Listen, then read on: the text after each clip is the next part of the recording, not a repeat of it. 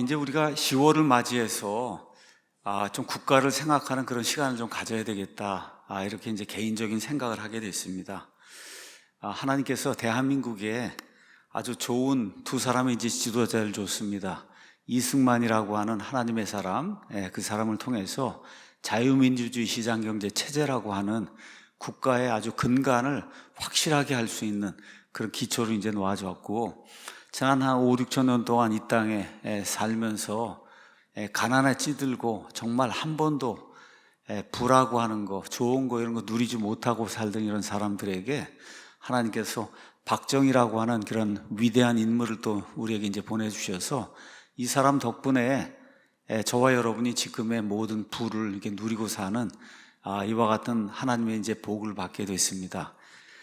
며칠 전인가 과거 대통령들 중에 누가 제일 훌륭한 대통령이냐, 1등이 노무현이더라고요. 아니, 자살해서 절벽에서 떨어져 죽은 사람이 어떻게 그게 1등이 되고, 글쎄 2등인가 3등이도 문재인이더라고요, 이게. 그래서 이 여론조사 기관들이 완전히 다 좌익들이구나. 그렇게 해서 찍는 사람들에게만 문자를 보내서 이거 조사하는구나, 이런 생각을 하고, 정말 나라의 이러한 그 운명이 지도자에 이제 달려있는데, 정말 오늘은 저와 여러분에게 물질의 번영을 가져다 준 박정희, 그래서 오늘 1부는 박정희의 위대한 5.16 군사혁명, 2부는 50년 전에 이 땅에 일어났던 박정희의 위대한 유산, 선택, 이 유신에 대해서 우리가 사랑하고 또 존경하는 김영삼 기자를 모시고 그리고 오늘 이제 강연을 진행하게 됐습니다. 이제 나오셔서 역사의 진실을 우리에게 이제 알려주실 때 정말 하나님의 인도를 통해서 많은 사람들이 진실로 돌아서는 그런 좋은 일이 있기를 간절히 바라고 나오실 때 큰 박수로 환영하겠습니다.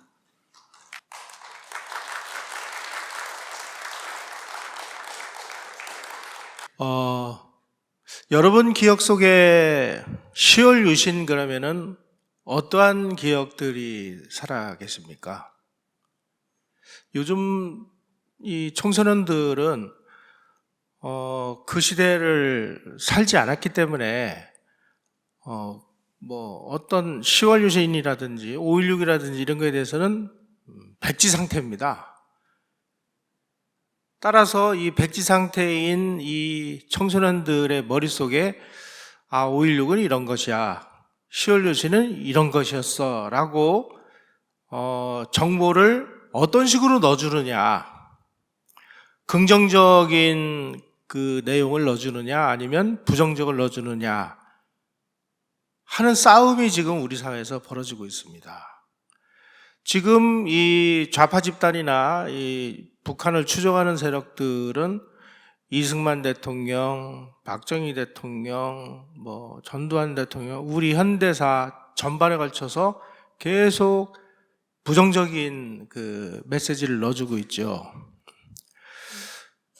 제가 우리 사회에서 가장 이 속을 많이 썩인 세대입니다.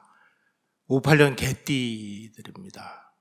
하여간 58년 개띠들이 참 복잡한 일들을 많이 벌였는데, 저희들 세대 머릿속에 이 일제시대에는 존재하지 않습니다. 왜냐하면 체험을 하지 않았기 때문에. 6.25 이런 거 모릅니다. 그 이후에 태어났기 때문에. 그러니까 일제시대라든지 6.25라든지 이런 거에 대한 인식은 부모님이나 언론이나 학교나 이런 데서 그때 일제시대는 이랬어 라는 정보를 어떤 걸로 넣어두느냐 하는 것에서 그 후대들이 그 역사적인 사건을 어떤 식으로 받아들이냐 하는 개념이 만들어집니다. 불행하게도 10월 유신에 관해서는 좌파는 물론이고 우파 일각에 있는 사람들마저도 저거 독재한 거 아니야 이렇게 이야기하는 사람들이 꽤 많습니다.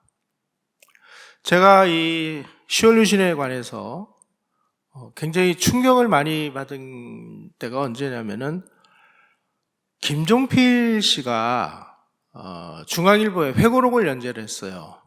그리고 그거를 책으로 묶어서 냈습니다. 이렇게 두꺼운 2권짜리. 그 자서전을 읽으면서 김종필 총리의 속마음을 알게 됐어요. 10월 26일 날 박정희 대통령이 김재규에게 시해당한 이후에 김종필 씨가 박정희 대통령하고 5.16을 같이 일으킨 혁명 동지였던 사람이 10월 유신을 부정을 합니다. 왜 그랬을까요? 10월 유신만 없었으면 내가 집권해서 내가 대통령 되는 건데 라는 생각이 강하게 이 사람 머릿속에 남아 있습니다. 그래서 박정희 대통령의 통치 후반기를 굉장히 비판적으로 써놨어요. 혁명 동지였던 사람조차도. 그래서 이 10월 유신을 정당한 자리매김을 하는 것은 아주 비상한 노력이 아니면 사실 쉽지 않습니다. 그러면 우리에게 10월 유신은 뭐였느냐 하는 것을 이제 그 역사적인 사실을 들여다볼 때가 왔다고 생각을 합니다. 이분이 서강대학교 손호철 교수인데 이분은 아주 유명한 지금 야당이죠. 더불어민주당하고도 굉장히 가까운 관계에 있는 분이고 이분이 촛불혁명과 2017년 체제라는 책을 썼습니다. 이 책에서 서강대 교수라는 분이 이렇게 써놨어요. 한강의 기적은 박정희 덕분이 아니라 해방공간에서 농민투쟁으로 이루어진 농지개혁 덕분이다. 박정희가 한강의 기적 웃기지 마라. 그거 이거 사실이 아니야. 라고 얘기한 거죠. 미국이 소련, 중국과 대치한 동아시아에서 공산주의에 저항하기 위해서 다른 나라에 비해서 비교할 수 없을 정도로 어마어마한 특혜를 줬기 때문에 한강의 기적이 가능한 것이지 무슨 박정희가 무슨 노력을 했다고 그런 거 다 사실이 아니야 라고 이 책에다가 써놨습니다. 따라서 박정희 신화는 없으며 경제발전은 박정희 리더십 때문이 아니라 박정희라는 독재자, 경제운영 실패자라고 표현을 했어요. 이분은 경제운영 실패자의 18년 깽판에도 불구하고 한강의 기적을 이루었다. 이렇게 이 책에 써놨습니다. 이렇게 주장하는 사람들의 배후에는 그거 박정희가 아니라 누가 집권했어도 박정희보다 더 잘했을 거야. 그러니까 박정희가 있었어야만 이것이 가능했다라고 믿는 것은 허상이야 라고 이렇게 책까지 써서 아마 이분은 이제 대학 교수니까 서강대학교에서 이렇게 가르치고 있겠죠. 정말 참 한심스럽게도 이런 내용과 똑같은 내용으로 초중고 교과서가 만들어져 있다는 사실입니다. 지난 시간에도 말씀드렸죠. 박정희 대통령의 아주 3대 사업을 꼽는다면 새마을운동, 경부고속도로, 포항제철 건설인데 이 3대 사업이라고 이야기하는 것은 다른 사람은 도저히 달성 불가능한 오로지 박정희라는 사람의 리더십 덕분에 성공시킨 대역사였다라는 뜻이 숨어 있습니다. 그 박정희의 3대 사업에 저항하기 위한 최선두에 서 있던 사람이 김영삼, 김대중이죠. 그럼에도 불구하고 손호철 교수는 누가 집권했어도 한강의 기적은 가능했다. 자, 경부고속도로를 건설할 때 이 두 사람이 무슨 짓을 했는지 아마 여러분들은 다 알고 계실 거예요. 그런데 그 시대에 경부고속도로를 안 만들었으면 우리 한국의 경제 발전은 어떻게 됐을까요? 박정희 대통령이 얼마나 참 이 미래를 내다보는 사람이냐면 처음에는 서울서 그 대전까지를 왕복 4차선으로 만들었는데 이거 앞으로 아마 20년이나 30년쯤 후에 가면 이 고속도로에 이 차들이 넘쳐나 가지고 이거 도로 확장하지 않을 수가 없을 거야. 그러니까 지금은 우리가 4차선으로 건설하지만 미래를 위해서 아예 땅을 수용을 할 때 8차선까지 넓힐 수 있는 땅을 수용을 했습니다. 그래서 나중에 지금 서울서 목천까지인가 아마 이 고속도로가 8차선으로 되어 있는 거 아마 아실 거예요. 그때 그 도로 확장할 때 굉장히 손쉽게 확장할 수 있었습니다. 이렇게 미래를 내다볼 줄 아는 분이 이런 분이었죠. 자, 그러면 손호철 교수가 주장하는 것 같은 이런 주장이 과연 역사적 사실과 맞느냐 하는 것을 우리가 따져봐야 10월 유신의 정당성이나 부당성을 이야기할 수 있습니다. 이 책은 이게 번역이 안 돼서 이게 원서로 되어 있는데 이 트림버거라는 학자가 쓴 위로부터의 혁명이라는 책인데요.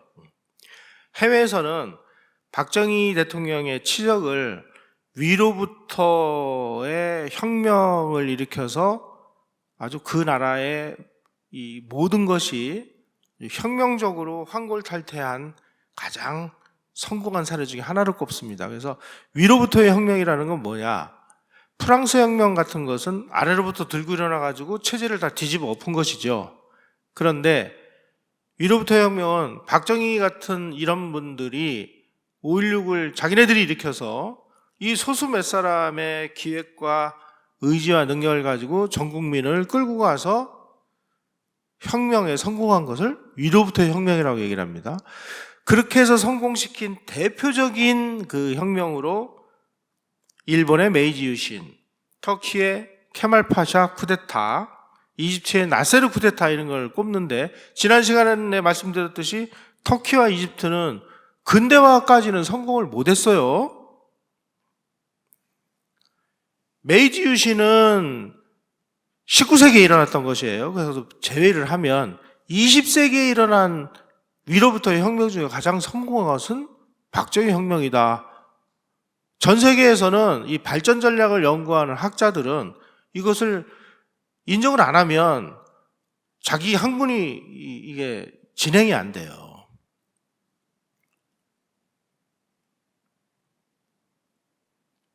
전 시간에 말씀드렸듯이 한 번만 일을 벌인 게 아니라 제1단계로 5.16을 해서 권력을 잡고 제2단계로 계엄령을 선포를 해서 일본으로부터 자금을 거두고 3단계로 10월 유신을 해가지고 근대화 혁명을 일으켰는데 오늘의 주제가 바로 이 3단계에 해당하는 이 부분이 되겠습니다.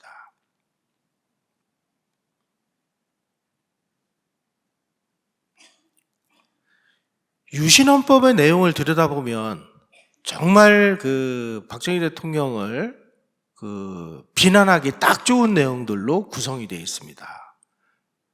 첫 번째로는 그 이전까지만 해도 대통령 선출은 국민들의 직선제에 의해서 국민들의 투표에 의해서 대통령을 뽑았습니다. 그런데 10월 유신은 국민 직선제를 없애버리고 통일주체 국민회의라고 하는 그 단체를 만들어서 여기에서 대통령을 선출하도록 간선제로 바꿨습니다. 그러니까 국민이 대통령을 선출할 수 있는 권한을 박탈해버린 것이죠. 그리고 대통령 임기가 그 전까지만 해도 임기 4년제였습니다. 임기 4년제였는데 처음 헌법에는 임기 4년에 재선까지만 할 수 있도록 되어 있어요. 도합 8년을 할 수 있게 되어 있습니다. 그런데 박정희 대통령이 삼성개헌이라는 무리수를 써가지고 임기를 12년으로 늘렸는데 이번에는 대통령 임기를 6년으로 늘려놓고 연임 조항을 철폐했습니다. 따라서 마음만 먹으면 한 사람이 죽을 때까지 종신으로 대통령을 할 수도 있는 상황이 됐습니다. 마음만 먹으면.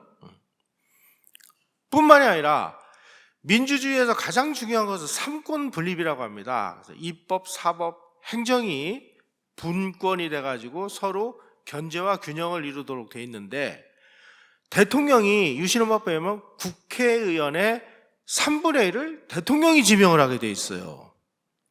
그래서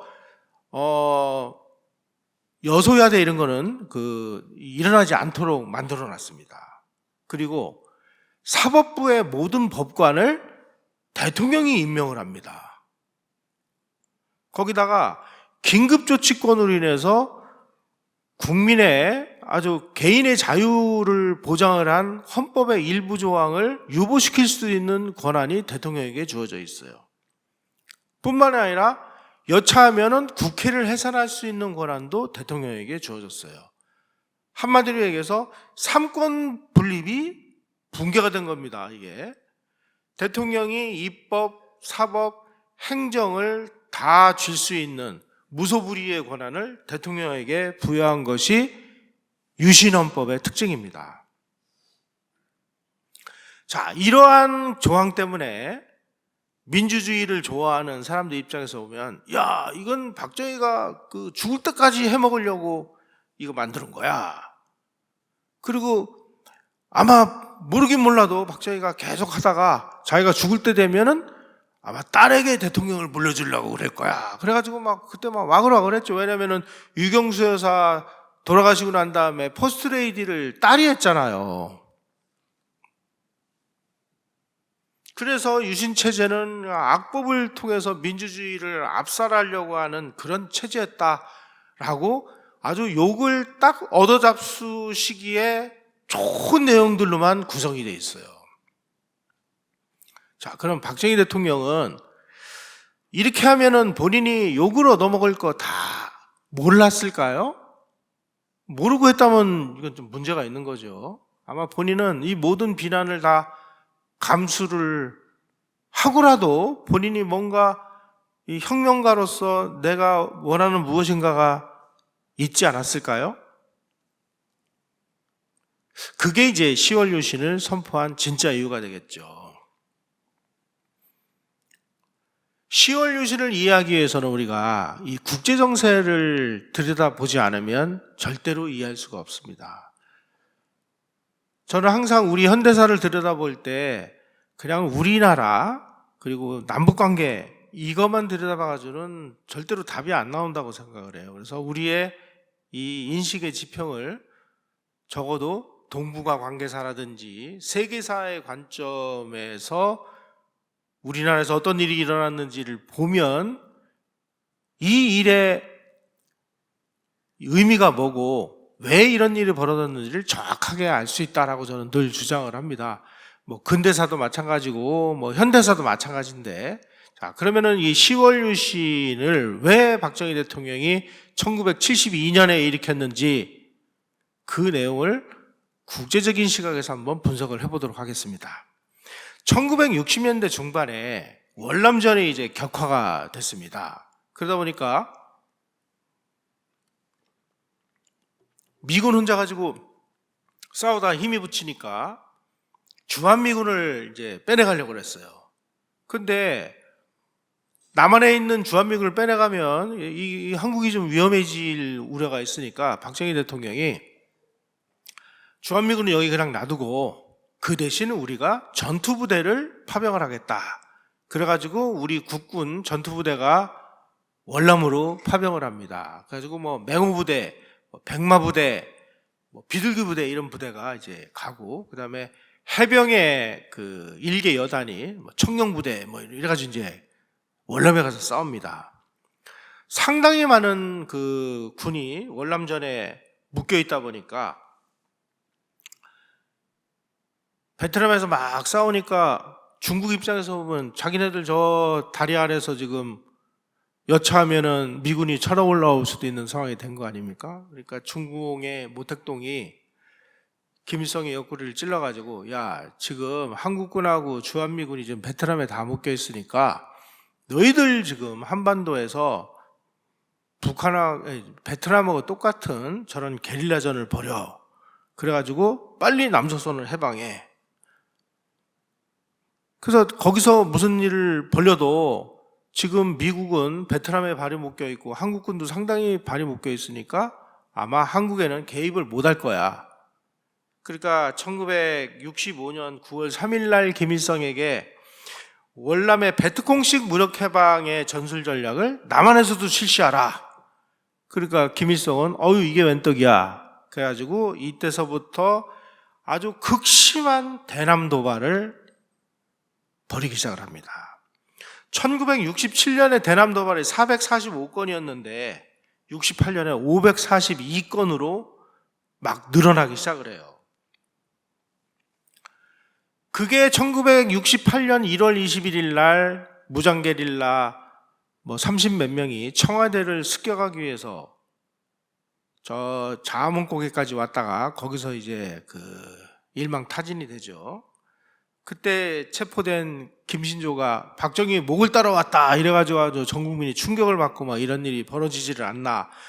그로부터 이틀 후에 저 동해 원산 앞바다에서 미국 정보함 푸에블로호를 납치합니다. 1년 후인 1969년 4월 15일 날 EC 121기라고 해서 이거는 첩보기입니다. 이 정보 수집을 하는 그 비행기를 북한이 미사를 쏴가지고 격추를 시켜가지고 거기 비행기에 타고 있던 미군 승무원 31명이 전원 다 사망을 합니다. 68년도 11월에 울진 삼척에 무장게릴라 100명도 넘게 침투해가지고 난리가 납니다. 1970년 6월 달에는 서해 휴전선 부근 연평도 부근입니다. 거기서 우리 어선단을 보호를 하던 해군 방송선이 북한하고 막 교전 끝에 납치를 당해서 북한으로 끌려가지를 않나.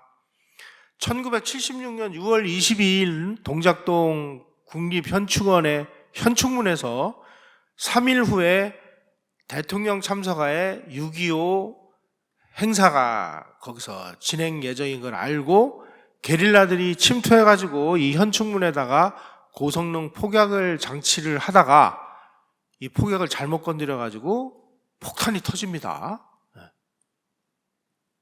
아마 이거 그때 안 터졌으면 아웅산 같은 사건이 벌어졌을 가능성이 상당히 높습니다.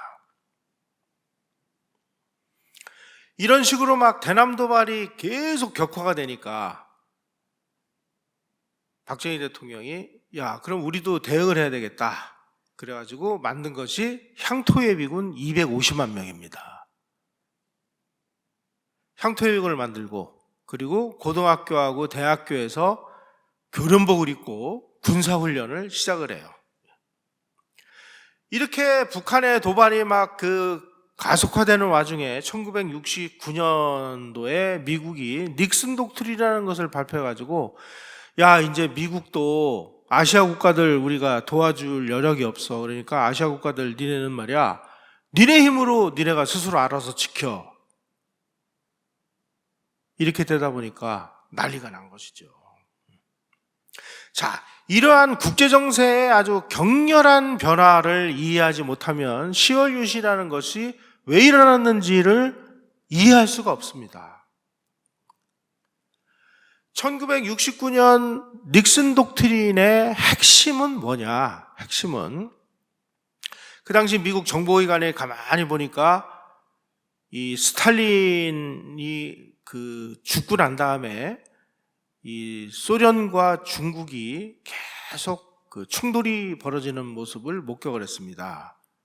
그래서 미국 입장에서 보면 냉전이 벌어지고 있는 와중에 지금 저 공산진영이 소련과 중국이 계속 티격태격 하니까 우리가 중국하고 손을 잡고 소련을 왕따를 시켜버리면 공산진영이 왕창 힘을 잃게 되죠.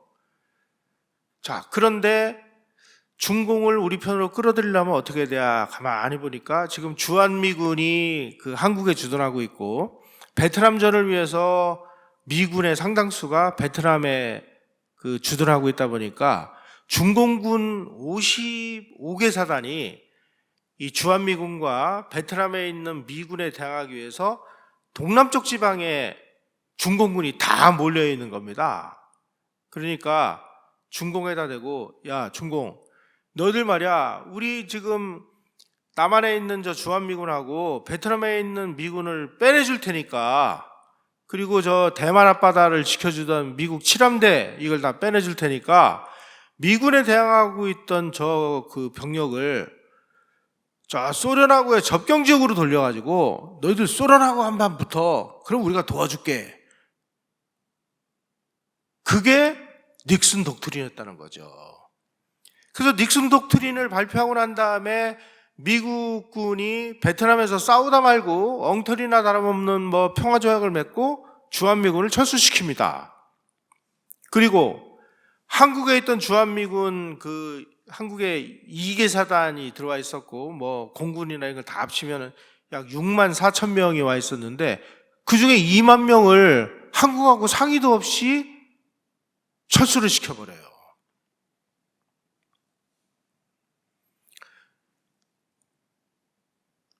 이렇게 되니까 이제 그 난리가 난 거죠. 가지고 박정희 대통령이 이제 주한미군 철수를 막아보려고 급히 샌프란시스코까지 달려가가지고 닉슨이 그때 샌프란시스코에서 그 휴가를 하려고 와 있는데 거기를 찾아가서 한미 정상회담을 해요. 1969년 8월 2일 날. 그런데 닉슨 대통령이 박정희 대통령에게 뭐라고 얘기를 하느냐? 그래, 한국은 안보상 주한미군이 아주 필요하니까 한국에 있는 주한미군은 철수 안 시킬게. 닉슨 독트린은 한반도에는 적용을 안 시킬게. 이렇게 정상회담에서 이렇게 악수를 하면서 공약을 했습니다. 그래서 이제 박정희 대통령이 다행이다. 이거 한바탕 큰일 날 뻔했다. 하고 이제 안심하고 비행기를 타고 왔어요. 그런데 샌프란시스코에서 한미 정상회담이 끝나고 나서 정확하게 12일 후에 닉슨 대통령이 자기네 참모진에다가 뭐라고 지시를 하느냐? 주한미군 철수 5개년 계획을 수립을 하고 우리가 주한미군 철수한다는 사실을 박정희에게는 비밀로 해. 이렇게 지시를 한 겁니다. 야, 미국 정말 너무한다. 아무리 강대국이라도 이래도 되냐? 이렇게 억울해 하시는 분들 계신데, 억울하죠. 억울하십니까? 그럼 우리도 안 억울하려면 우리 강대국 되면 되는 거예요. 약소국은 항상 이래요. 그래서 미국이 안 도와줘도 우리가 지킬 수 있는 나라를 만들면 되는 거예요. 근데 그게 말이 그렇지 이게 쉽냐 이거죠. 그러니 이 이야기를 알게 됐을 때 박정희의 심정은 어땠을까요? 그리고 나서 1970년 7월에 닉슨 행정부가 한국과 아무런 사전 협의도 없는 상황에서 주한미군 6만 2천 명 중에서 2만 명 미국 제7사단을 철수를 시킵니다. 그 다음에 2월에 닉슨 대통령이 중공으로 날아가서 모택동하고 악수를 하고 중공하고 수교를 합니다. 그로부터 3개월 후에 그 당시에 자유중국이 유엔 안보리의 상임이사국이었는데 유엔에서 자유중국을 내쫓고 중공에게 그 지위를 승계를 시켜줍니다. 이런 모습을 보고 박정희 대통령이 1971년 12월 5일 날 국가 비상사태를 선언을 해요. 야, 이제 미군이 떠나고 우리가 지금 나라를 지켜야 되는데 나라를 지키려고 향토해비군을 만들었는데 향토해비군만 만들면 뭐합니까? 향토해비군이 낫이나 쇠스랑이나 도끼 들고 싸울 수는 없는 거 아니에요. 무장을 시켜야 되는데 무기를 만들려고 보니까 우리가 무기를 만들 수 있는 아무런 준비가 안 돼 있는 거죠. 그러니까 국가 비상사태를 선포를 해요. 그러니까 야당들은 박정희가 또 저거 무슨 꿍꿍이가 있어서 국가 비상사태를 선언했다 했다 하고 물고 뜯고 난리가 납니다. 자, 닉슨 대통령이 분명히 닉슨 독트린이 한반도에는 적용이 안 된다고 그랬는데 우리하고 상의도 없이 2만 명의 그 미 7사단을 철수시키고 나니까 이제 한국이 이제 난리가 났을 거 아닙니까? 그러니까 이제 한국을 달랜다고 에그뉴 부통령이라는 사람을 한국으로 급파를 해서 박정희 대통령하고 에그뉴 부통령이 1970년 8월 24일 날 회담을 해요. 회담을 하는 자리에서 뭐라고 얘기를 하냐? 미국 부통령이라는 사람이 한국 대통령에게 미 7사단만을 철수를 하고 미 제2사단은 계속 주둔을 한다. 그리고 우리가 이 7사단을 철수하는 조건으로 우리가 현대식 무기 이런 걸 줄 테니까 안보에는 아무 문제도 없다. 그러니까 안심해라. 미국은 약속을 그렇게 함부로 어기지 않는다. 이렇게 대통령하고 약속을 해놓고 그리고 이틀 후에 대만으로 떠나는 비행기 안에서 미국 기자들하고 이 기자회견을 하는 자리에서 뭐라고 얘기하느냐? 앞으로 5년 내에 모든 주한미군은 한국에서 완전 철수시키겠다. 이렇게 발언합니다. 바로 그 전날 박정희 대통령하고 했던 약속을 뒤집어 엎은 것이죠. 억울하죠. 억울하면 우리도 강대국이 되면 되는 겁니다. 자, 에그뉴 부통령의 이 기자회견 내용을 보고받은 박정희 대통령은 아주 굳은 표정으로 한동안 침묵을 지키다가 이렇게 얘기를 합니다. 미군은 가고 싶으면 가라. 자주국방만이 우리가 살 길이다. 미국 측 방침에 일일비하는 이런 처지를 우리가 빨리 초월해서 우리도 강대국이 되자. 자주국방을 위해서는 막대한 내외자가 필요한데 이 자주국방을 위해서 우리가 돈을 벌으려면은 경제가 잘 돌아가야 된다. 그리고 아주 첨단 무기, 정밀 무기는 외국에서 이게 사와야 되니까 이게 고가 장비이니까 아주 비싼 그 첨단 무기만 우리가 사오고 우리 예비군을 무장시키는 이런 무기들을 소화기, 개인용 소총, 박격포 이런 거는 우리가 국산화해서 쓰자. 이날 아주 작심을 합니다.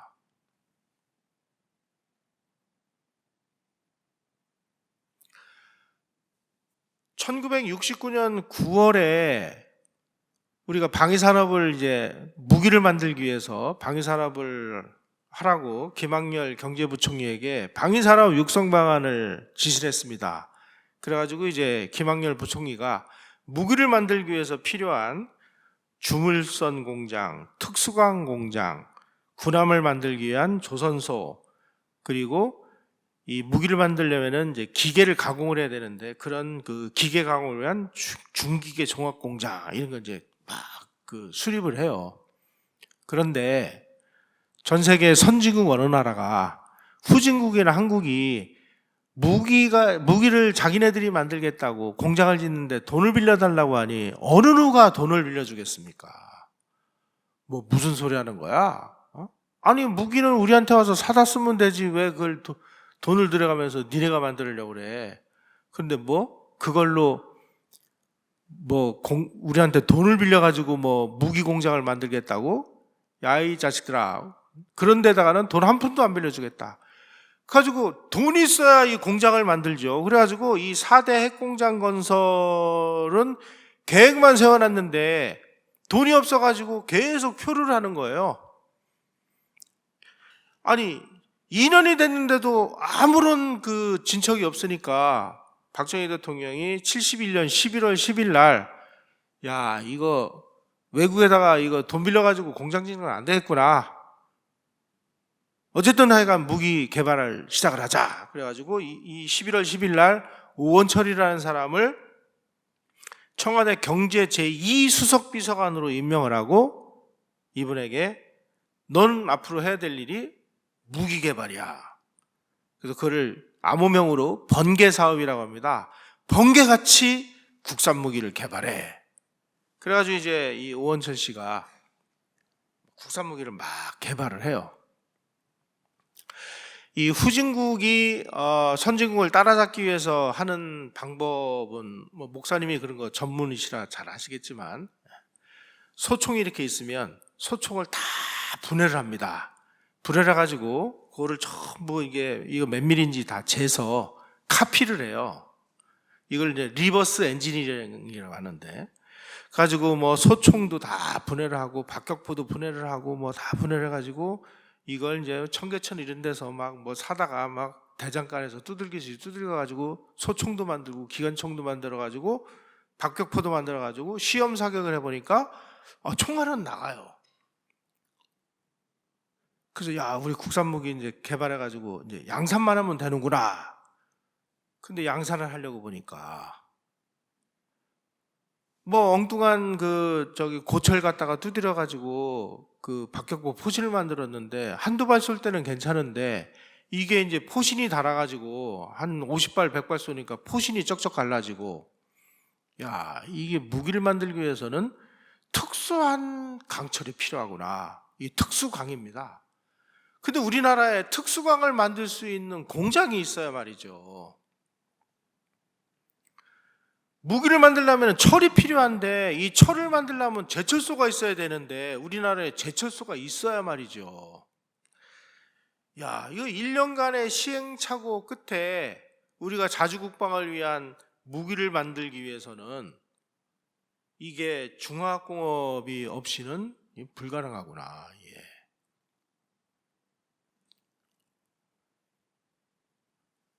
그래서 중화학공업이라는 것을 안 할 수가 없는 상황이 돼버렸습니다. 거기다가 또 한 가지 이제 중화학공업을 할 수밖에 없었던 이유 중에 하나가 뭐냐면, 박정희 대통령의 원래 계획에 의하면 1980년대 초에 한국의 수출 목표를 50억 달러로 정했습니다. 근데 50억 달러를 가지고는 도저히 우리 자주국방을 위한 그 비용을 만들 수도 없고, 또 북한을 압도할 수 있는 이런 그 국력을 만들 수도 없습니다. 그러니까 그 정도 되려면 우리가 수출을 100억 불을 해야 되겠다. 근데 100억 불을 하려면 어떻게 되느냐? 지금 우리가 간신히 경공업 수준, 예를 들면 뭐 그 의류봉지업, 뭐 쇠 하나 만들어서 수출하고 뭐 이런 그 식으로 해서는 절대 100억 불이 안 되겠다. 중화학공업을 하려면, 아니 수출 100억 불 하려면 중화학공업을 만들 수밖에 없겠구나. 그래서 수출 100억 불 목표를 만들고, 그 수출 100억 불을 달성하기 위해서 중화학공업을 건설하기 시작한 것입니다. 원래 이 다른 나라, 이 정상적인 나라의 발전 과정을 보면 모든 나라들은 다 농업으로 시작을 합니다. 그래서 농업에서 이제 이 초과 이윤이 만들어지면 이걸 소규모 그 공장을 짓고, 이 소규모 공장을 져가지고 한 단계 발전하면 중간 규모 공장을 짓고, 그 중간 규모 공장을 짓는 것을 돈을 축적을 해가지고 큰 공장을 져가지고 중화학공업으로 이렇게 이전하는 것이 정상적인 방법인데, 우리는 지금 급하니까 100억 불이라는 수출 목표를 정해놓고 이 100억 불을 달성하기 위해서 필요한 게 뭔가 보니까 중화학공업 건설이에요. 그러니까 우리는 전 세계가 한 방식을 역으로 적용을 한 겁니다. 이게 이제 혁명적인 발상이라는 것이죠. 예. 자, 이렇게 되다 보니까 중화학공업은 우리 힘으로 나라를 지키기 위한 무기 만드는 사업을 위해서 뿐만이 아니라 수출 100억 불을 달성하기 위해서 이거는 목숨 걸고 달성해야 되는 사업이 된 거예요. 자, 대한민국이 요 무렵에 박정희 대통령에 의해서 중화학공업을 건설하기 이전까지 제2차 세계대전 이후에 선진국들로부터 독립한 나라들 중에서 중화학공업을 건설한 사례가 존재하지 않았습니다. 후진국 역사상 전무후무한 세계 최초의 시도였어요. 그런데 중화학공업이라는 것은 정말 막대한 그 외자, 그리고 경험, 기술, 돈, 인력 이런 게 필요한데 지금 한국 입장에서 이런 게 아무것도 없는 상황이다 보니까 비상한 수단으로 국가원수가 직접 나서서 문제가 발생하면 야, 그거 없는 돈 저쪽에서 있는 거 일로 가지고 와. 이렇게 해서라도 즉각 수정하고 보완을 해서 일사불란하게 추진을 해야 되는데 그렇게 하고도 10년 이상의 세월하고 100억 달러 이상의 어마어마한 투자가 투입이 되어야 되는 그런 사업이 중화학공업이었습니다.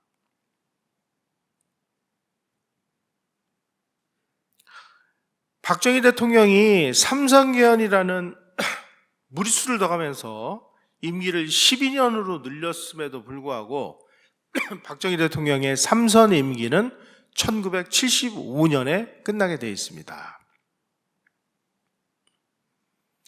자, 지금 만약에 중화학공업을 시작을 하면 막 시작하는 단계에서 자기 임기가 끝나게 되어 있어요. 자, 이런 상황에서 정신이 제대로 박힌 대통령이면 난 몰라.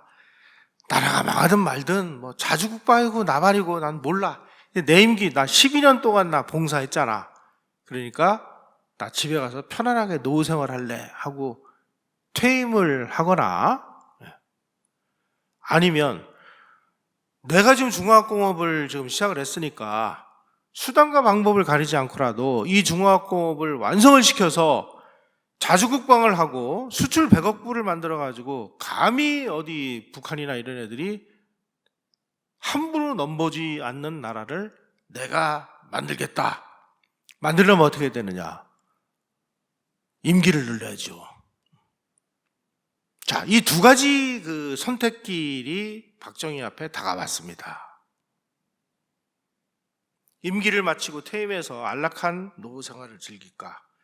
아니면 비상한 정치적 결단을 통해 가지고 중화학공업을 완성해서 자주국방과 수출 100억 불을 달성을 해서 이 나라의 근대화에 초석을 다질까? 본인도 굉장히 많은 고민과 갈등을 했던 것이 사실입니다. 그래서 본인이 가장 아끼는 그 군 후배가 최명신 장군이었습니다. 최명신 장군은 월남에 그 주월 한국군 사령관으로 보내서 월남전을 지휘했던 분인데 그 최명신 장군이 이제 그 월남 사령관이 끝나고 귀국을 했을 때 최명신 장군을 불러서 최명신 장군, 지금 이런 일이 벌어졌는데 내가 어떻게 해야 되느냐 이렇게 얘기하니까 최명신 장군이 각하는 12년 하신 걸로 역사적 소임을 다하셨습니다. 그러니까 그 후에는 무슨 일이 어떻게 되더라도 각하는 손을 떼고 퇴임하시는 게 맞습니다. 이렇게 조언을 한 거예요. 한 달 후에 또다시 최명신 장군을 부르더래요. 최 장군, 지난번에 최 장군이 나에게 조언해 준 거 정말 고맙네. 그런데 내가 한 달 동안 아무리 고민을 해봐도 지금 이대로 물러나면 죽도 밥도 안 된다. 그러니 내가 비상한 정치적인 무슨 수단을 하지 않으면 안 되겠다. 그리고 나서 최명신 장군을 전역을 시킵니다.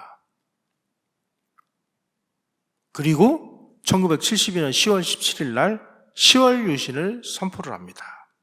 다시 말씀드리면 박정희 대통령은 퇴임이냐 비상한 정치적인 결단이냐를 놓고 오랜 고민과 갈등 끝에 비상한 정치적인 수단을 선택한 것이죠. 그게 10월 유신이라는 것입니다. 그럼 10월 유신을 왜 했습니까? 나라를 지키기 위해서, 중화학공업을 건설하기 위해서. 결론은 이겁니다. 자, 박정희 대통령이 가장 고민한 것 중에서 가장 심각하고도 본질적인 문제가 대두하기 시작했습니다. 바로 박정희 대통령의 퇴임 후, 내가 만약에 75년에 퇴임하면 퇴임한 후에 국가의 진로가 어떻게 될 것이냐. 1971년 그 삼선 개헌을 한 다음에 선거에서 박정희 대통령의 같이 대선을 치른 경쟁자로 김대중 씨가 등장을 했습니다. 김대중 후보가 등장을 해서 주장을 한 것이 대중경제론이라는 것이었어요. 신민당의 김대중 후보가 내온 대중경제론이라는 것은 지금까지 박정희 대통령이 추구해왔던 대기업 육성, 공업 위주, 수출 주도형 개발 정책과는 모든 비전과 철학과 방법론이 180도로 반대되는 내용으로 가득 차 있었습니다. 김대중 후보의 대중경제론은 수출 산업, 야, 그 수출 그거 되지도 않는 거 왜 엉터리 같은 수출을 하려고 그래? 수출하지 말고 내수 위주야. 그 다음에 아니 왜 대기업을 왜 육성해가지고 왜 특정 소수자에게만 그 혜택이 돌아가도록 만들어? 대기업 없애. 그리고 중소기업 위주로 가야 돼. 그리고 무슨 공업화? 아니 말도 안 되는 공업화. 우리가 돈이 있냐 뭐가 있냐. 공업화 다 필요 없어. 우리 농업을 해야 돼. 농업을. 이게 대중경제론의 핵심 이론입니다. 이게.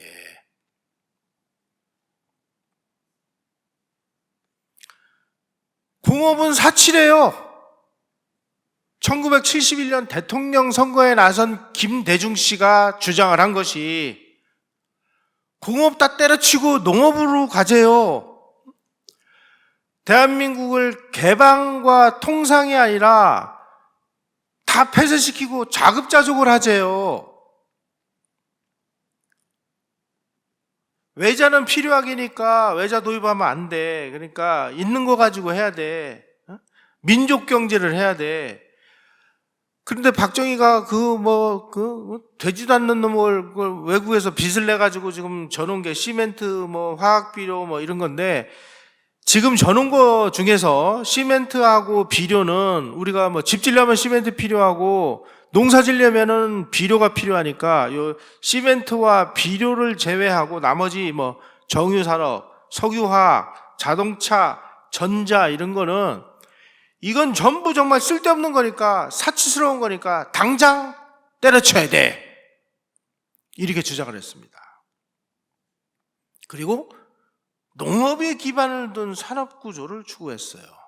더 중요한 것은 노동자들도 경영에 참여해야 돼. 노동자들이 땀 흘려서 열심히 일했기 때문에 기업이 발전한 거 아니야. 그러니까 이 노동자들도 경영에 참여해서 그 이익금을 노동자에게도 돌아갈 수 있도록 해줘야 돼. 그래서 기업별로 노자 공동위원회라는 것을 설치해서 이 위원회가 기업의 규제력을 행사해야 된다. 이렇게 주장을 한 것이 대중경제론입니다. 바로 이 김대중 씨가 1971년에 주장을 한 대중경제론의 핵심인 내수 위주, 농업 중심, 폐쇄적인 자급자족 시스템 발전 전략은 북한이라든지 유고슬라비아라든지 이런 사회주의 공산주의 국가들이 채택했다가 나라를 완전히 거덜내버린 발전 방식이었다는 것입니다.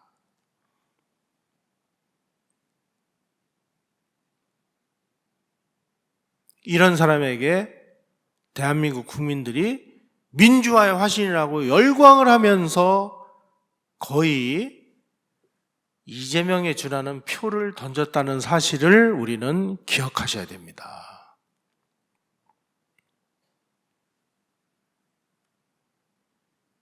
한국의 야당 지도자들 뿐만이 아니고요. 외국 전문가들도 아니 한국처럼 말이야 지금 산업 능력이 지금 빈약한 나라에서 무슨 중화공업이야 철강?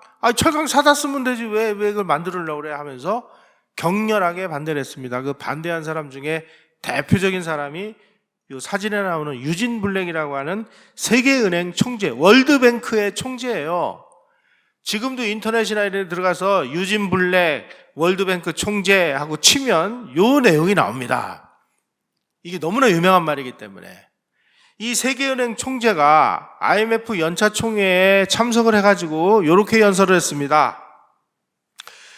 지금 세계은행에다가 야 우리가 근대화를 하기 위해서 좀 돈을 빌려다오 하고 돈을 빌려달라고 하는 나라들을 보니까 세 가지 공통점이 있더라. 첫째, 고속도로를 건설하겠다고 그런다. 아니 지금 자동차가 몇만 대 되지도 않는데 무슨 놈의 고속도로냐. 국도나 제대로 포장해서 써라. 둘째, 종합제철소를 짓겠다고 한다. 집불이나 돈도 없고 실력도 없고 기술도 없는 애들이 무슨 놈의 종합제철소야. 이거 제철소 진다고 하면서 전부 건설자금 빼돌려가지고 자기네들 독재체제 강화하려고 하는 거야. 셋째, 이런 거 하겠다는 나라들의 국가원수를 보면 전부 자기네들의 독재를 위해서 국가원수의 기념비 동상을 전국 방방곡곡에 세우더라. 앞으로 세계은행은 고속도로, 제철소 이런 거 짓겠다고 하는 사람들에게 돈을 한 푼도 안 빌려주겠다라고 바로 IMF 연차총회에서 선언을 합니다. 그래서 우리나라도 경부고속도로 건설하려고 설계도 다 만들어 놓고 세계은행에다가 차관 신청을 했는데 이게 거절당해 버렸습니다. 그래서 우리 고속도로 뭘로 만들었습니까? 월남에 가서 우리 청년들이 베트콩들하고 싸운 그 피값으로 미국으로부터 받은 달러를 가지고 우리가 고속도로를 건설했어요. 제철소? 우리가 돈이 어디 있습니까? 그래서 일본하고 국교 수교를 해서 일본으로부터 받은 그 유상 3억 불, 무상 2억 불, 플러스 알파 해서 합쳐서 8억 불을 받아왔는데 그 중에 무상으로 제공한 2억 불 중에 거의 50 몇 프로인가 60 몇 프로를 제철소 짓는 데다가 투입을 했어요. 세계적인 석학들이 하지 말라고 하는 고속도로와 제철소에 그 피 같은 돈의 70% 가까운 돈을 투자를 했습니다.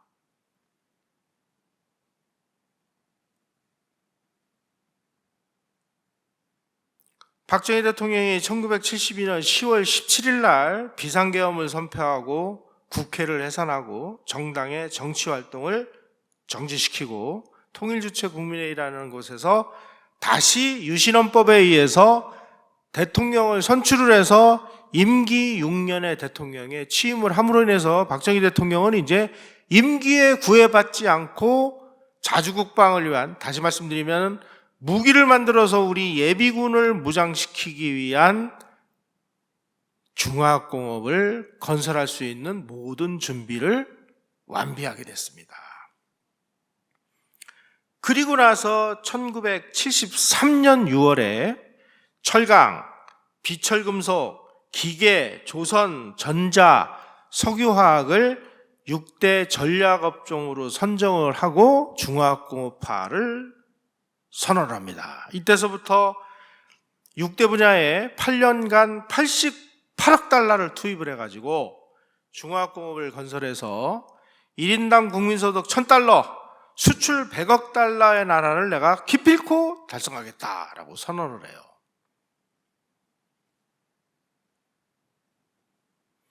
이래가지고 이제 한국에서 격렬하게 중화학공업이 막 건설되고 있는 와중에 한반도를 둘러싼 안보 상황은 날이 갈수록 이 긴장감이 높아지기 시작합니다. 1973년 1월에 파리 평화협정을 엉터리로 체결해가지고 베트남에 있는 미군을 철수시킵니다. 74년 8월 15일 날 조총련계 문세광이가 박정희 대통령을 저격하기 위해서 광복절 기념식에서 박정희 대통령을 쐈는데 그 총알이 빗나가지고 유경수 여사가 돌아가셨죠. 그해 11월 15일 날 휴전선 남쪽 비무장지대에서 북한의 남침용 땅굴이 발견이 됩니다. 1년 후인 75년 3월 20일 날 중부전선에서 제2 땅굴이 발견이 됩니다. 75년 3월에 캄보디아가 공산화되고 한 달 후에 사이공이 함락이 돼가지고 베트남이 공산화가 됐어요.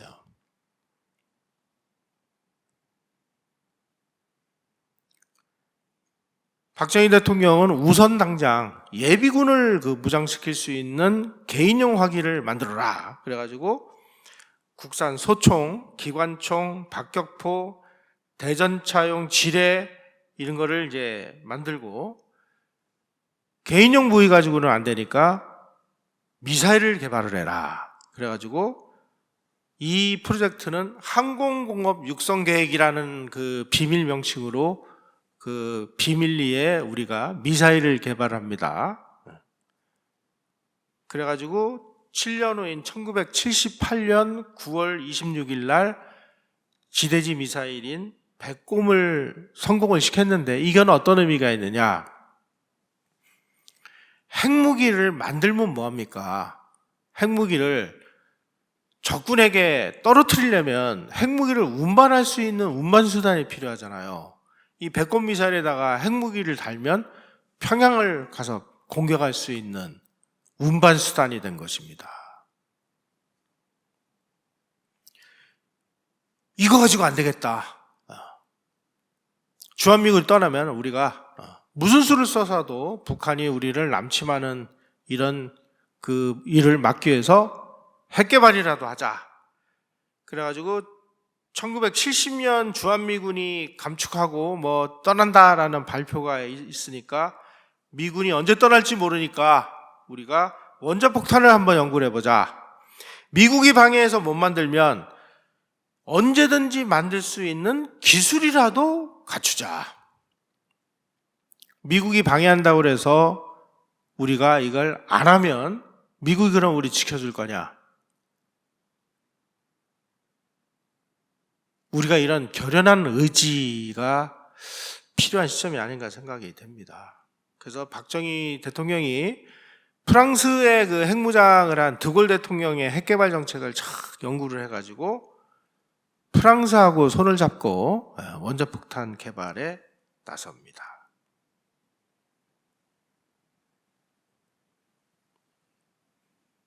자, 유신체제의 핵심 본질은 무엇이었을까요? 모든 것이 부족한 상황에서 단시일 내에 중화학공업을 건설해서 무기를 만드는 방위산업을 정상궤도에 올려놔야 되는데 이러려면 국가 총력전을 벌여야 되는데 이 국가 총력전을 벌이기 위해서는 일단 대통령의 권한을 국회나 사법부보다 우위에 두는 이러한 비상대권이 필요했던 것입니다. 그것을 위해서 필요했던 불가피한 시스템이 유신체제였죠. 그리고 우리가 이제 한국의 경쟁력이 무엇인가를 냉정하게 들여다봐야 되나. 한국이 그동안에 여러 가지 어려움을 겪으면서 그래도 세계 시장을 무대로 해서 우리 기업들이 이렇게 아주 선전을 할 수 있었던 결정적인 이유는 바로 이 규모의 경제라는 것입니다. 우리는 어떤 물건을 만들면 이 물건을 국내에서만 쓰기 위해서 만든 것은 아니었습니다. 해외에다가 우리 물건을 내다 팔으려면 자동차를 한번 예를 들어보죠.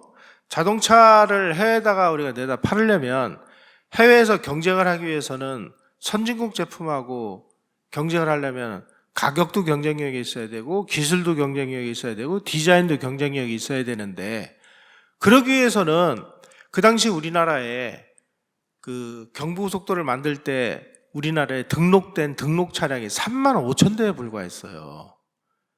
그래서 국내 내수용을 위해서 한 4만 대 내지 5만 대용 그 공장을 만들었다면 한 대당 자동차 가격이 엄청나게 비싸집니다. 이래가지고는 도저히 해외에서 경쟁력이 없는 거예요. 그래서 해외에 나가가지고 선진국 제품하고 경쟁을 하려면 적어도 100만 대는 만들어야 되는 거예요. 그래가지고 이 한국에서 만든 중화학공업 공장들은 처음에 질 때서부터 아예 해외하고의 경쟁을 대비해서 자동차 100만 대 만드는 공장을 짓기 시작을 한 겁니다. 조선소 해외에다가 경쟁을 하기 위해서는 뭐 몇십만 톤짜리를 만들 수 있는 그런 공장을 건설한 겁니다. 이 규모의 경제를 추구했다는 것이 한국이 해외에 나가서 경쟁을 할 수 있는 가장 결정적인 무기였죠. 이거 무슨 뭐 째째하게 내년에 무슨 일이 벌어질지를 모르는 이런 단말마적인 그 인식을 가진 정치인들은 절대 이런 거 못합니다. 이렇게 규모의 경제를 추구하다 보니까 이 기업들이 전부 이제 구멍가게만한 기업들이 막 커져가지고 이제 대기업이 만들어져가지고 그 중에 몇 개가 세계적인 기업이 된 거죠. 삼성전자는 지금 세계 1등 기업 아닙니까? 바로 이 그래프를 보시면 중화학공업 덕분에 한국의 이 경제가 아주 이 그래프를 보시면 아주 역동적이죠. 1973년부터 78년 중 연평균 11%의 성장을 합니다. 이건 이 지구상에서 있었던 모든 나라들 중에 이러한 그 거의 한 10년 이상을 연평균 10% 이상을 이렇게 고도 경제 성장을 한 것은 한국이 유일했고, 나중에 한국의 이 발전 방식을 그대로 갖다가 도입을 해서 적용을 한 것이 등소평인데, 등소평이가 개혁개방을 하면서 했던 모든 그 정책은 다 박정희 대통령의 정책을 그대로 갖다가 도입을 해서 그대로 시행을 했습니다. 그래서 중국이 개혁개방을 할 때, 개혁개방을 한 이후에 우리랑 비슷한 고도 성장을 했어요. 그 오늘날 중국의 발전의 모델은 어디냐? 한국입니다. 여러분들은 그런 긍지와 자부심을 가져야 되는 것입니다. 그래서 막 박태준 같은 분, 그 한국의 그 경제개발 계획을 계획을 했던 경제기획원 관료들, 이런 사람들 퇴임하면 그냥 막 자가용 비행기로 등소평이가 모셔다가 강의 듣고 배우고 열심히 배워가지고 그대로 카피해가지고 그렇게 해서 지금 중국이 저렇게 발전한 것이죠. 제조업은 연평균 16.6% 성장을 했어요. 이 지구상에서 이런 비슷한 사례가 없습니다.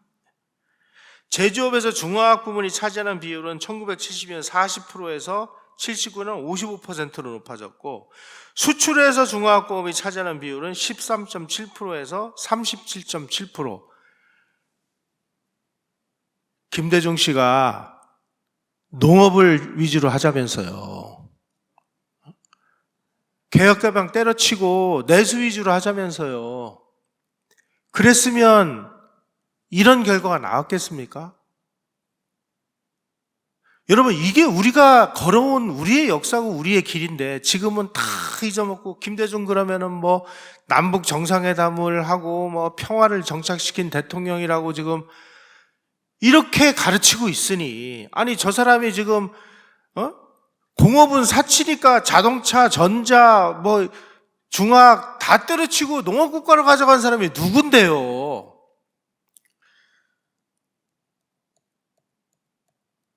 요 책을 기억하시기 바랍니다. 요 책. 나중에요, 김대중 씨가 대통령이 당선될 무렵 95년, 96년 무렵이 되니까 이 대중경제론 이거 그냥 놔둬가지고 큰일 날 했거든요. 그래가지고 이 책은 전부 폐기시켜버리고 이름은 똑같은 대중경제론을 새로 써서 냈습니다. 새로 써서 낸 내용은 농업국가로 가자 이런 내용 다 세탁을 했어요. 지금은 그 세탁된 대중경제론만 남아있어요. 근데 저 오래된 헌책방에 가서 오리지널 대중경제론을 찾으면 이 책이 아직도 나와요. 김대중이라는 정치인이 그런 정치인입니다. 김대중 씨가 대중경제론 하자는 대로 했으면 그리고 박정희 대통령이 1975년 3선 임기가 끝나고 본인이 퇴임했으면 아마 김대중 씨가 당선됐을 가능성이 거의 저는 90% 이상이라고 보는데, 그렇게 됐으면 대한민국은 지금 아직도 똥찌개지면서 농사나 져먹는 그런 나라에 머물러 있을 거예요. 뭐 자동차? 자동차 사치 산업이라면서요.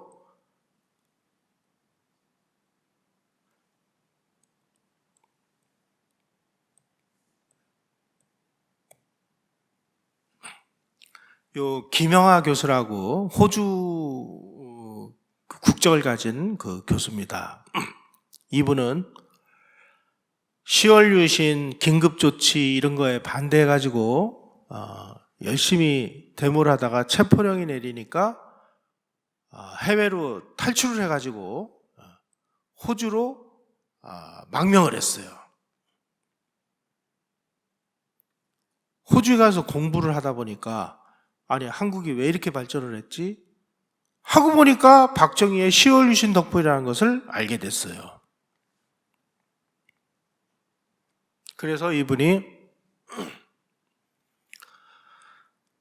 보따리 싸들고 한국으로 와서 이 중화공업을 건설한 사람이 누군가, 오원철 수석이거든요. 오원철 수석에게 가서 오원철의 수제자가 돼서 몇 년을 공부를 했습니다. 김영하 박사가 오원철 수석에게 막 주먹으로 머리를 얻어맞아가면서 공부를 하고 있을 때 제가 월간조선 기자라면서 오원철 수석이 한국형 근대화 물론 이거를 책을 7권을 썼는데 그 7권 중에 한 절반 정도를 월간조선에 연재한 내용을 가지고 책을 내신 겁니다. 그 연재하는 책의 연재 담당을 제가 해서 제가 오원철 수석을 찾아가서 한 달에 한 번씩 그 원고를 받아가지고 왔어요. 갈 때마다 이 김영하 박사가 오원철 수석한테 막 혼나는 모습을 제가 옆에서 봤습니다. 무슨 공부를 하시나 이렇게. 그렇게 오원철 수석으로부터 공부를 한 다음에 낸 책이 박정희의 양날의 선택이라는 아주 탁월한 저서를 냈습니다. 이 책의 핵심 내용이 뭐냐면요, 10월 유신이 있었기에 중화학공업이 가능했다. 10월 유신이 없으면 중화학공업 불가능했다라는 것을 모든 수치와 이론을 들어서 증명을 해낸 책이 박정희의 양날의 선택이라는 것입니다. 저는 이런 책은 꼭 좀 여러분들이 읽으셔가지고 우리의 이 지식의 인식의 지평을 좀 넓히시고, 그리고 자녀분들에게도 꼭 좀 읽히셨으면 좋겠어요. 이게 좀 무거운 책이긴 하지만 우리 국민들이 박정희 시대 대한민국의 이 발전, 10월 유신 이런 걸 이해하기 위해서는 반드시 필요한 책이기도 합니다. 박정희 대통령이 73년 1월 12일 날 연두기자회견에서 중화공업을 선포를 하면서 이렇게 연설을 합니다. 10월 유신은 5.16과 그 기조를 같이 하고 있다. 다시 말씀드리면 10월 유신은 5.16과 똑같은 혁명이다라고 선언을 하십니다, 이날. 그리고 그것을 옆에서 지켜본 오원철 수석은 뭐라고 말씀을 하시냐면요, 요 얘기는 아마 김영하 교수에게도 똑같이 한 얘기예요. 제가 있는 자리에서 저도 들었으니까. 10월 유신은 자유민주주의의 가치의 일부를 희생시키는 조건으로 초강력 정부를 구성해서 단기간 내에 중화학공업을 건설하고 자주국방을 달성하기 위해서 선택한 박정희의 가시밭길이었다. 김영하 교수가 그 내용을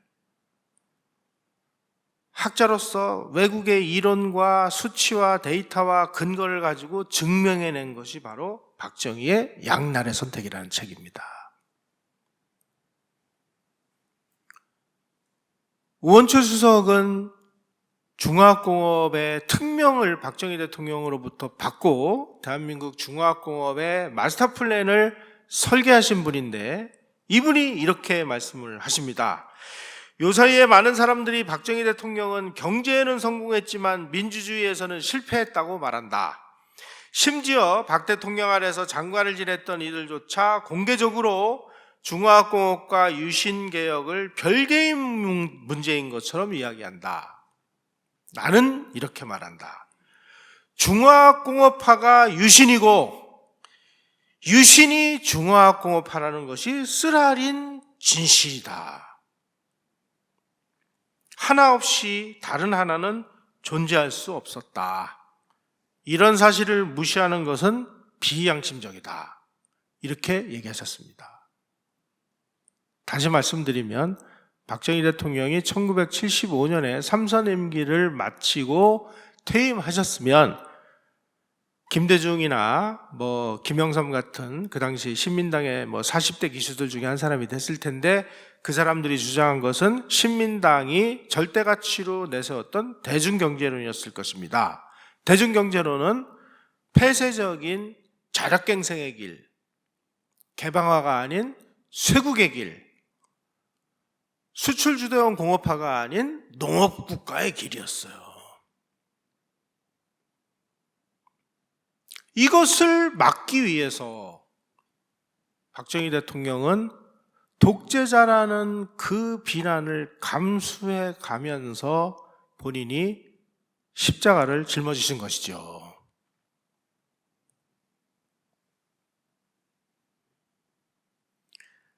박정희 대통령의 권력욕에 눈이 멀어서 제왕적 대통령이 되기 위해서 10월 유신을 선포했습니까?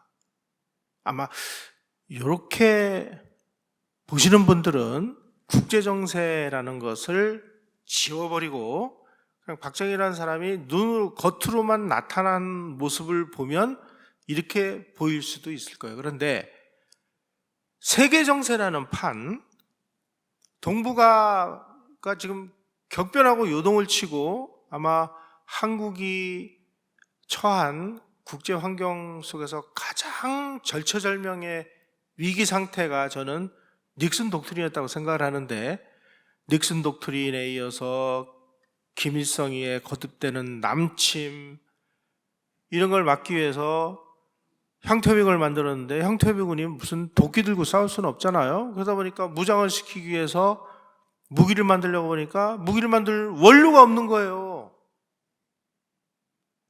또 무기만 만들면 뭐예요? 포탄도 만들어야죠. 포탄을 만들려면 화학공업이 필요한 거고, 그러려면 중화학공업을 건설할 수밖에 없다. 그래서 사실은 원래 계획에 하면은 50억 불 달성은 중화학공업이 없어도 가능했습니다. 그래서 제3차 경제개발 5개년 계획에는 중화학공업 건설이 빠져 있었어요.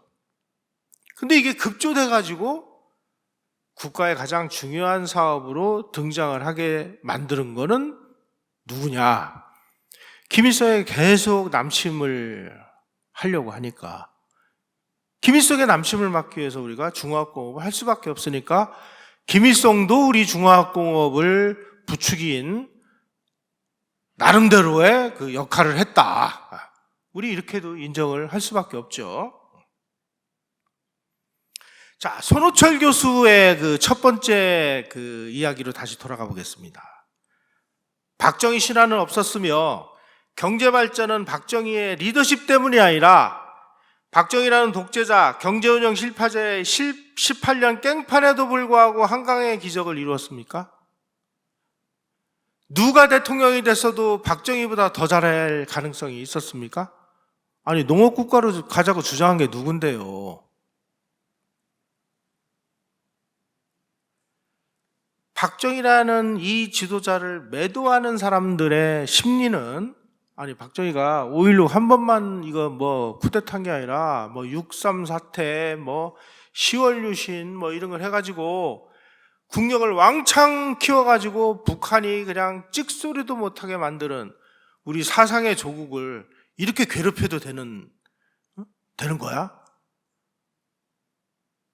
우리 장군님을 이렇게 못 살게 그러도 되는 거야? 그래서 이 사람 욕하는 거 아닐까요? 자, 10월 유신이 만약에 우리가 없었다고 한번 가정을 하시죠. 지금 우리는 어떤 세상에 살고 있으리라고 여러분들은 생각하십니까? 오늘과 같은 이런 물질적인 풍요? 이거 가능했겠습니까? 지금 우리가 무슨 우크라이나 전쟁하고 하니까 국산 무기가 엄청나게 베스트셀러가 돼서 그 외국으로 수출이 된다고 그러니까 일본이 지금 한국이 저럴 동안 우리는 뭐 했냐? 제가 얼마 전에 이제 구로다 산케이 신문 그 논설위원하고 인터뷰를 했는데 인터뷰 끝난 다음에 지금 일본에서는 한국이 저렇게 발전하고 있는 동안 우리는 뭐 했냐? 이런 자성의 목소리가 나오고 있다는 거 아닙니까? 저렇게 그 자기네 나름대로 성공했다고 하는 성공국가 일본의 지도부 사람들이 한국을 참 박정희 같은 사람, 저런 사람이 나타나가지고 저렇게 일을 벌일 동안 우리는 뭘 했을까라는 고민을 할 정도로 우리는 그야말로 다른 사람들이 상상할 수도 없는 혁명적인 지금 발전을 이루어왔는데 그 혁명적인 발전을 많은 사람들의 그 비난을 감수해가면서 독재자라는 정말 모욕을 당해가면서 이뤄내는 이분의 심정이나 이런 것을 단 한 번에도 생각을 하고 비난을 하는 것인지 아니면 뭔지 좀 절망적인 생각이 듭니다. 저는 이렇게 생각합니다. 이승만 대통령이나 박정희 대통령이나 전두환 대통령 이런 분들은 국민의 선거에 의해서는 때려 죽여도 이분들은 집권할 수 없었을 것이다. 그래서 우리가 쿠데타니 혁명이니 하는 이야기를 우리는 함부로 해서는 좀 곤란하겠구나라는 생각이 들어요. 그런 비난을 하기 앞서서 우리 국민들의 이 합리적인 선택 능력이 어느 정도인지를 우리는 이제는 좀 겸허하고 냉정하게 정말 분석하고 반성하고 뭔가 나름대로 정말 비상한 각오라도 다져야 되는 거 아닐까요? 이제 얼마 안 있으면은 10월 유신의 날이 올 텐데 10월 유신 어쩌고 그러면 이제 언론에서 유신 독재 망령이 어쩌고 저쩌고 하면서 그 온갖 그 비난이 아마 쏟아질 겁니다. 10월 유신을 긍정적으로 평가하는 언론이 있다면 그게 오히려 이상한 세상이 돼버렸는데 다행히 최근 들어서 조금씩 그 자각과 각성을 하는 역사 의식들이 만들어지고 있습니다. 저는 그런 노력이 인천사랑교회 유튜브라든지 이런 걸 통해서 우리 국민들이 언론이 얘기 안 해주고 학교에서도 안 가르치고 그러니까 유튜브에 가서 우리가 이렇게 발전했는데 이 발전이 그 이유가 뭐야? 라고 정말 뭔가 궁금해하는 사람들이 늘어나기 때문에 이런 현상이 이루어지는 게 아닐까라는 생각이 들고요. 이런 것들이 좀 보다 더 확산이 돼서 우리가 진짜 있는 그대로의 역사를 우리가 받아들일 수 있는 날이 저는 어렵긴 하지만 오고 있다고 생각을 합니다. 우선 당장 여기 계신 분들이 오늘 이 들으신 내용을 혼자서만 보시고 고개 끄덕이지 마시고요. 댁에 가셔서 자녀분들에게 이 영상을 보고 이게 이랬대. 그러니까 여기에 나오는 김영하 교수가 쓴 이 책을 한번 읽어보자 하고 사서 공부라도 시키면서 자각과 각성을 계속 유도하는 방법이 현실적이지 않을까 하는 생각이 듭니다. 지금 이 판에 우리가 언제 교과서를 뜯어고치고 언제 KBS를, MBC를 정상화시킵니까? 그러니까 우선 당장 우리가 할 수 있는 노력부터 시작을 하는 게 가장 빠른 길이 아닐까 하는 생각이 듭니다. 그래서 저는 목사님께서 와서 강의 좀 해달라고 그래가지고 저는 너무나 기뻤습니다. 이런 그 강의를 찾는 분들이 계시는 데가 있구나. 그래서 저는 오지 말라고 그래도 막 계속 왔으면 좋겠어요. 10월 유신은 박정희 대통령이 무슨 권력욕이나 제왕적 대통령, 아니 그 12년 했으면 됐지. 그리고 대통령이라는 게 얼마나 힘든 자리입니까? 사생활에 있습니까? 뭐가 있습니까? 저는 그래서 푸틴 같은 사람이 왜 저러고 있는지, 저런 사람을 통해서 저렇게 장기 집권하면서 나라를 혁명적으로 박정희 대통령처럼 바꾸는 게 있으면 우리가 긍정적으로 평가를 하지만, 푸틴 대통령도 자기가 대통령 되고 나서 자기 참모들에게 제일 먼저 지시한 게, 야, 박정희와 관련된 모든 자료 다 긁어와. 그래서 박정희 공부했다는 거 아닙니까? 한국형 개발 모델이라는 것은요, 이 지구상에서 후진국 나라가 선진국이 되기 위해서 여러 가지 발전 전략이 필요합니다. 그런데 이 후진국 나라들이 선진국의 발전 전략을 따라가려고 보면 도저히 이게 맞지를 않아요.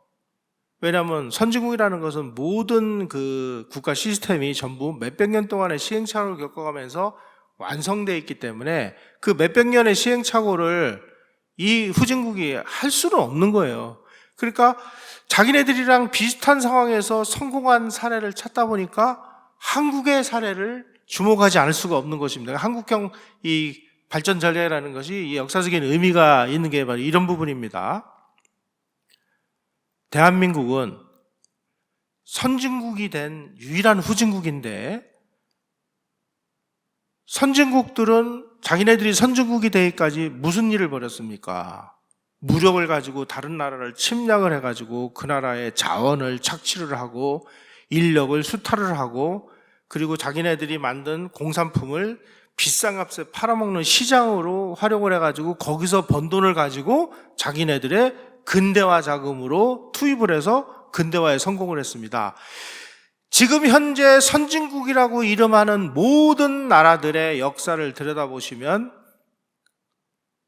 식민지배라고 하는 아주 비인간적이고 반문명적인 범죄 행위를 저지르지 않은 나라는 없습니다.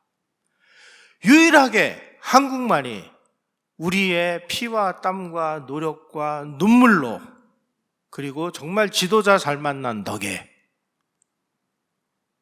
우리가 언제 다른 나라를 무력으로 침략을 해서 다른 나라를 그 자원을 우리가 강제로 뭐 탈취해 온 적이 있습니까? 노동력을 잡아다가 부려먹은 적이 있습니까? 우리는 우리의 노력으로 우리가 필요한 발전 전략을 우리가 만들어 가면서 선진국이 하지 말라고 하는 그 방식을 다 때려엎고 우리 필요한 것을 우리 스스로 만들어서 짧은 시간 내에 성공을 한 거잖아요. 그러면 우리가 거기에 따르는 정말 긍지와 자부심을 가지고 우리의 발전 전략을 가져다가 성공을 한 나라들이 뭐 중국도 있고 많습니다. 한국형 발전 전략이라는 것의 핵심은 뭐냐?